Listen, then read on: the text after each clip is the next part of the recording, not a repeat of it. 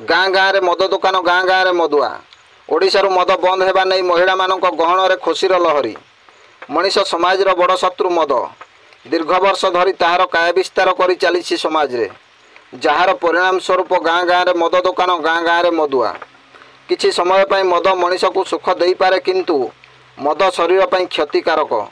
समाज रे विशृंखला, परिवार रे मध्य मद पई अशांति। सरकार मद द्वारा कोटी कोटी टंका इनकम करि पारे सत्य किंतु यह एक नंबर ओडिशा पई एक नंबर विषतुल्य। यह को वर्जन करने उचित।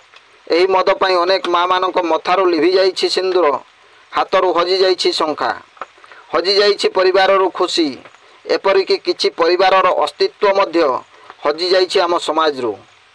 एवं यही मद पई प्रत्येक दिन हजार हजार साधारण गरीब लोक माने रोगर शिकार होई चिकित्सालय रे चिकित्सित होतबा बेले एपरि किछि साही रहिछि जेउठारे युवक अवस्था वृद्धों परि देखा जाती। सही साही रे सरकार को वार्धक्य भत्ता देवा पई पड़े नहीं, कारण यही विषतुल्य मद पीवा द्वारा सेमानंकर बहुमूल्य जीवन असमय रे चली जाए। ओडिशा को एक नंबर राज्य रे परिणत करने को हेले मद को विदाय देवा को हेबो, नहेले गरीब लोकंकर टैक्स पैसा रे नेता मंत्री माने ओएस करुथबे एवं क्षणिक सुख पई साधारण लोक माने धान चाउल बिक्री करी मादक द्रव्य सेवन करुथबे। ब्यूरो रिपोर्ट, जनजागरण ओडिया।